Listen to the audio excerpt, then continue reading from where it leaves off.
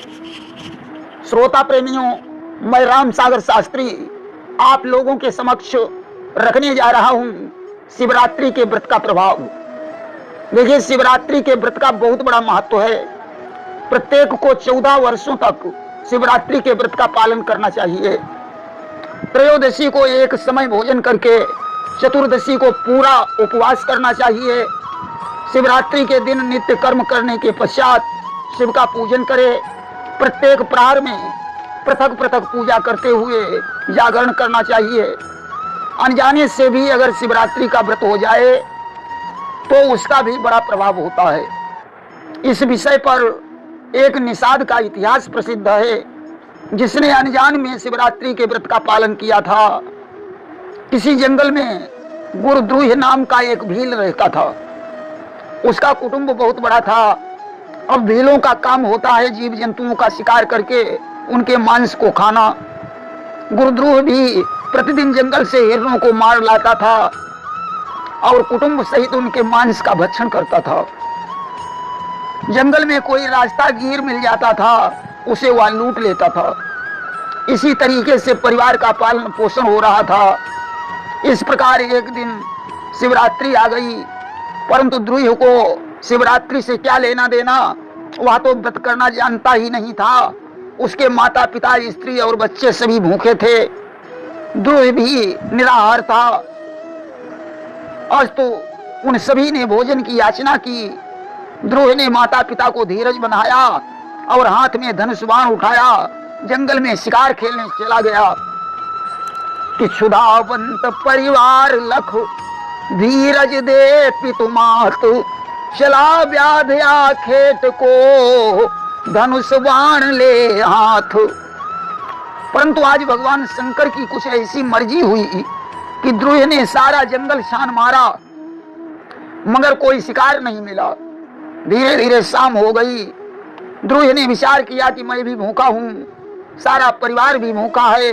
अब मैं खाली हाथों घर लौट कर जाऊं तो कैसे जाऊं, इसलिए मुझे कोई न कोई तरकीब तो सोचनी ही होगी।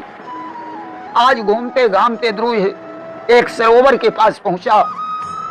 सरोवर को देखकर उसने विचार किया कि इस सरोवर में पानी पीने के लिए कोई न कोई हिरण अवश्य आएगा, उसी को मारकर मैं अपने घर ले जाऊंगा।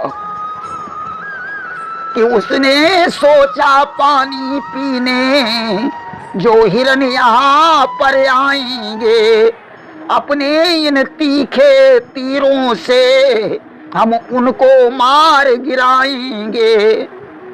अचानक द्रोह को एक बेल का वृक्ष दिखाई पड़ गया। उसने सोचा बस इसी बेल के वृक्ष पर बैठकर मैं शिकार का इंतजार करूंगा।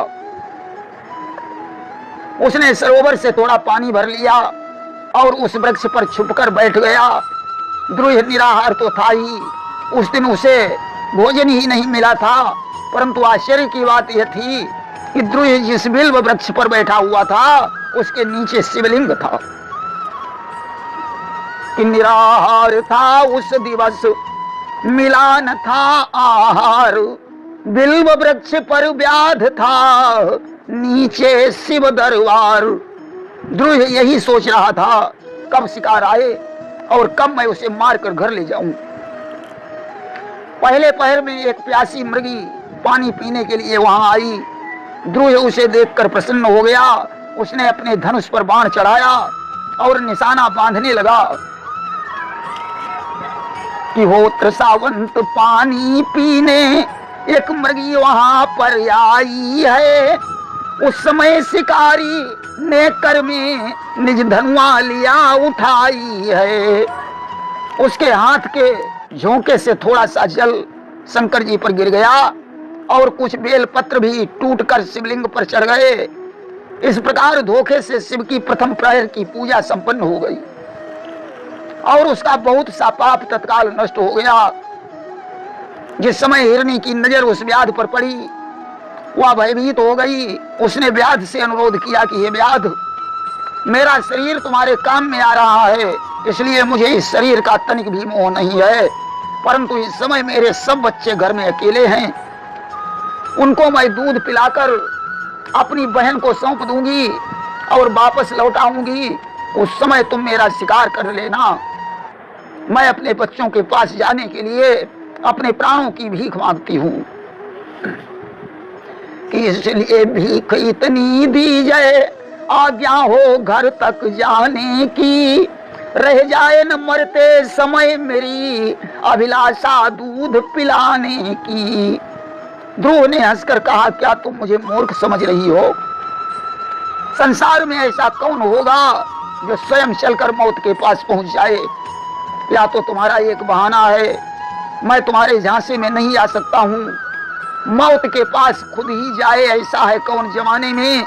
व्याधा बोला, मालूम हुआ माहिर हो बात बनाने में। मृगी ने कहा, आखिर सत्य भी तो बड़ी चीज है कि सत्य ही पे पृथ्वी टिकी, सत्य ही तपते भानु। कहे मृगी है व्याध सुन, जग में सत्य प्रधान। संसार में जितने पाप होते हैं वे सारे पाप मुझे लग जाएं अगर मैं तुम्हारे पास लौट कर ना आऊं। व्याध को हिरनी की बात पर विश्वास हो गया कि हिरनी की हर बात का था कुछ ऐसा ढंग, व्याधे पर भी चढ़ गया सत्य वचन का रंग। ध्रुव ने कहा, ठीक है तुम जा सकती हो, परंतु शीघ्र लौट कर आ जाना। अब तो हिरनी ने सरोवर में पानी पिया और अपने आश्रम को लौट गई। धीरे धीरे पहला पहर व्यतीत हो गया। दूसरे पहर में उस हिरनी की बहन पानी पीने के लिए आई।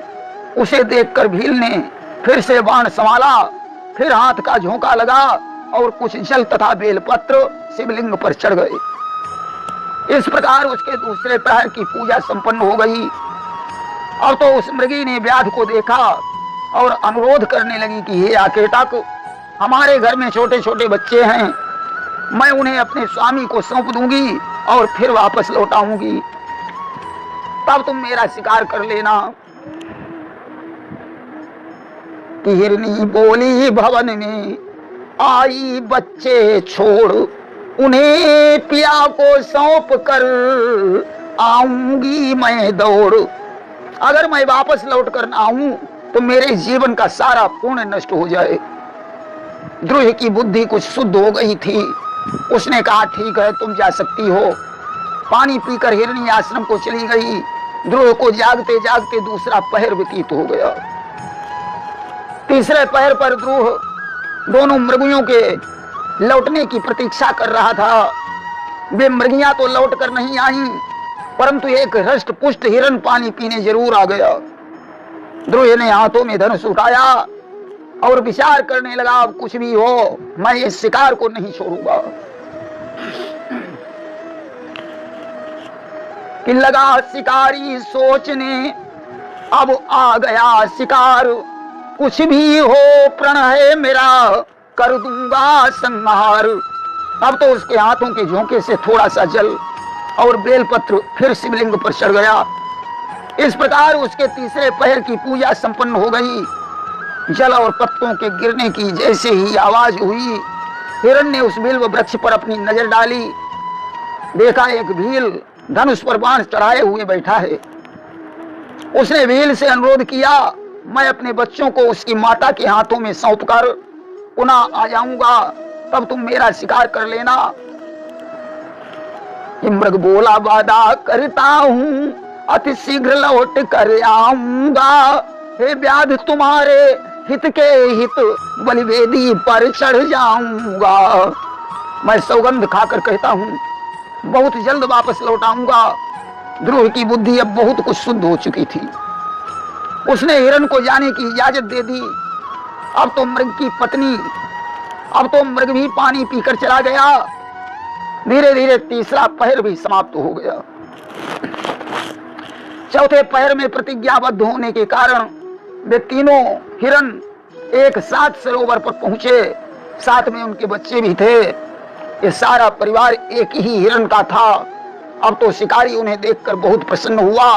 उसने फिर धनुष पर बाण चढ़ाया, फिर हाथ के झोंके से थोड़ा सा जल और बेलपत्र शिवलिंग पर चढ़ गए।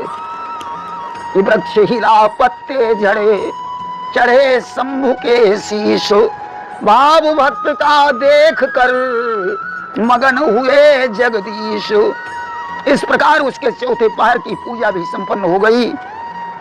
व्याध का सारा पाप भस्म हो गया। उस समय मृग और मृगियों ने भील से कहा कि हे व्याध, अब तुम हम सबका शिकार कर सकते हो। हम पूरे कुटुंब के सहित तुम्हारी सेवा में तत्पर हैं। कि सब बोले आओ आखे तक प्रण पूरा करने आए हैं, अपने प्राणों के साथ साथ सारा कुटुंब भी लाए हैं।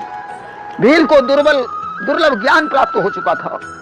उसने कहा, हे पशुओं, तुम धन्य हो जो परहित में अपने प्राणों को निछावर करने के लिए तैयार हो, परंतु मैं कितना पापी हूं जो अपने शरीर से दूसरों को पीड़ा पहुंचाता रहा। अरे मेरे जीवन को धिक्कार है, तुम पशु होकर भी हमसे अधिक ज्ञान रखते हो। हे मृगों, तुम जा सकते हो, मैं तो अब अपने इस पाप के प्रायश्चित का उपाय सोचूंगा। व्याध के ऐसा कहने पर देवाधिदेव महादेव साक्षात प्रकट हो गए। उन्होंने कहा, हे भील, मैं तुम्हारे व्रत से प्रसन्न हूं, तुम मुझसे कोई वरदान मांग लो। ध्रुव ने कहा, प्रभु आपका दर्शन पाकर अब मुझे और क्या चाहिए। सारा जीवन लोग तुम्हारी तपस्या करते हैं परंतु दर्शन नहीं होते। मैं कितना भाग्यशाली हूं कि मैंने जानबूझकर आपकी कोई पूजा भी नहीं की, फिर भी आप मुझे अपना दर्शन दे रहे हैं। ऐसा कहकर वह भगवान शंकर के चरणों में गिर गया।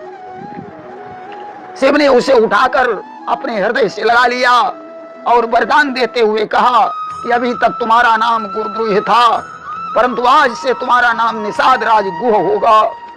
तुम श्रृंगवेरपुर में उत्तम राजधानी बनाकर निवास करोगे। तुम्हारे वंश की निरंतर वृद्धि होगी, देवता भी तुम्हारी प्रशंसा करेंगे। भगवान राम निश्चय ही तुम्हारे घर आएंगे, वे तुमसे मित्रता करेंगे। तुम मेरी सेवा में मन लगाकर दुर्लभ मोक्ष को प्राप्त करोगे। आज भगवान शंकर ने ध्रुव को ऐसा वरदान दिया। शंकर जी के दर्शन करने से उन मृगों का दिव्य शरीर हो गया। उसी समय भगवान शंकर की कृपा से देवलोक से विमान आया। समस्त मृग दिव्य रूप धारण करके उस विमान में बैठकर दिव्य धाम को चले गए। और तब से अर्बुद पर्वत पर भगवान शिव व्याधेश्वर के नाम से प्रसिद्ध हो गए। ध्रुव निषाद राज गुह के नाम से प्रसिद्ध होकर श्रृंगवेरपुर में निवास करने लगा, जहां भगवान राम से निषाद राज की भेंट हुई थी।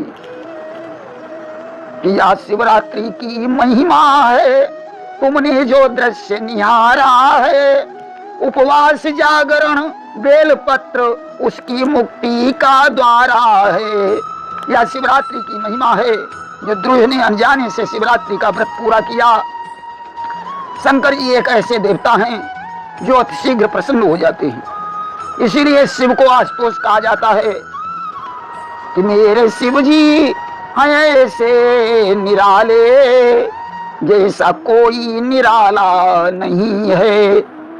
सारी दुनिया में इनके बराबर कोई भी भोला भाला नहीं है। दुष्ट हो चाहे कितना हो पापी, आ गया जो भी शिव की शरण में, बिन दिए उसको मन की मुरादें, खाली मंदिर से टाला नहीं है। प्रेम से बोलिए शंकर भगवान की जय।